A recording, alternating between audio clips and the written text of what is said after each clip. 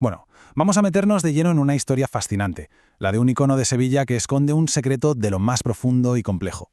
A ver, en pleno corazón del barrio de Triana. Ella es una auténtica reina para su gente. Y no es una forma de hablar, es que fue coronada nada menos que por el mismísimo Papa en 1984. Es un ícono total de fe y de cultura. Pero, y aquí empieza lo interesante, ese rostro que hoy veneran millones de personas, pues no es el original.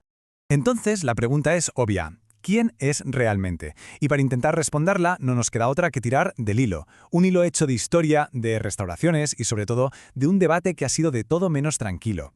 Se cree que su apariencia más antigua es esta, un rostro del siglo XIX, muy sereno, que se le atribuye al escultor Juan de Astorga. La verdad es que transmite una tristeza muy delicada, muy contenida. Pero claro, la historia da un giro tremendo. En 1898 hay un incendio devastador y, después de esa tragedia, el restaurador Gumersindo Jiménez Astorga le cambia las facciones por completo. El resultado fue este, un rostro pálido, muy austero que, sencillamente, no conectó con la gente. No era su esperanza. Y a partir de ahí la cosa se complica, porque después vino otra intervención, y luego otra. Cada artista que la tocaba le dejaba su propia marca. Al final se convirtió en una especie de rompecabezas, un collage de distintas identidades.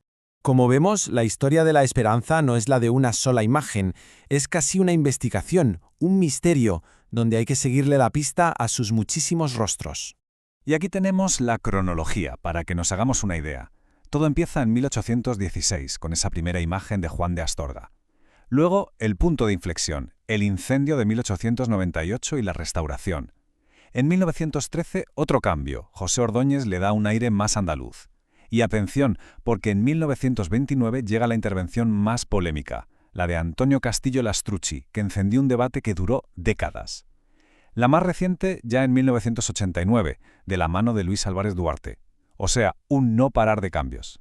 Vamos a centrarnos en ese momento clave, la controversia de Castillo Lastrucci.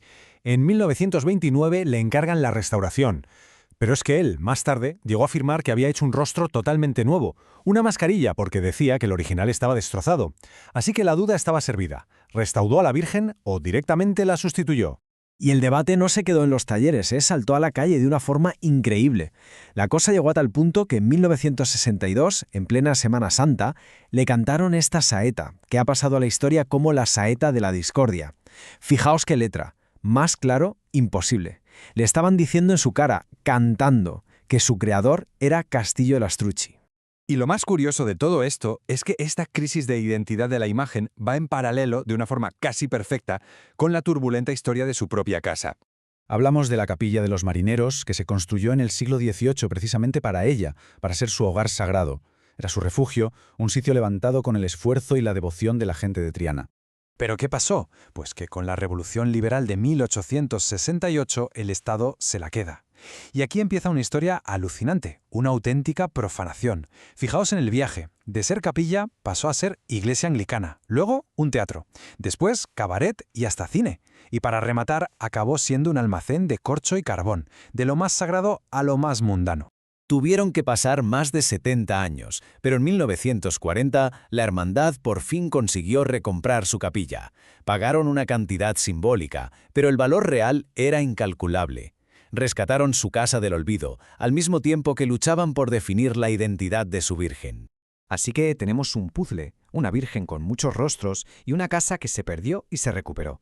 La pregunta es, ¿cómo se zanja un debate así? Pues al final la respuesta la dio el pueblo. Llegamos a los años 80, y la devoción de la gente de Sevilla por su esperanza es tan grande, que piden para ella el máximo honor posible, una coronación pontificia. La solución no iba a venir de un estudio de arte, sino de la fe de un pueblo entero. Y fijaos qué historia tan bonita. Quien más luchó por esto fue el cardenal Bueno Monreal. Estaba recuperándose de un ictus y como ejercicio de rehabilitación escribía una y otra vez en un cuaderno «Esperanza de Triana coronada». Llenó páginas y páginas. Era su obsesión, su meta. Y lo consiguió. Se logró un honor único. La coronación fue autorizada por una bula pontificia y, ojo, sellada directamente por el Papa Juan Pablo II. Esto era algo insólito. Fue la primera vez que una imagen de Sevilla recibía este reconocimiento directo del Papa. Una prueba irrefutable de lo que significaba. El gran día llegó el 2 de junio de 1984. En la Catedral de Sevilla, el arzobispo le colocó la corona. Se cumplía el sueño de una ciudad entera. Y ese gesto fue mucho más que una ceremonia. Fue el punto final del debate, fue el veredicto del pueblo, que decía que su valor iba mucho más allá de qué escultor la había hecho. Así que sí, podemos decir que esta coronación es la clave para entenderlo todo. Es el momento en que se forja, para siempre, una identidad a través de la fe. Volvemos entonces a la pregunta del principio. ¿Quién es la esperanza de Triana? ¿Es de Astorga? ¿De Castillo? ¿De quién? Pues la respuesta no es tan simple como un nombre. En realidad es la obra de todos ellos. Es una imagen forjada por la fe, modelada por los bandazos de la historia y, sobre todo, definida por la devoción de toda una comunidad. Su autor no es una persona, es el barrio de Triana entero. Y hay una frase que lo resume a la perfección. Y no es de ahora, ¿eh? La dijo el escritor Eugenio Noel, allá por 1916. Decía: «Esa virgen no la hizo nadie. Tiene en su cuerpo un pedazo de cada trianero».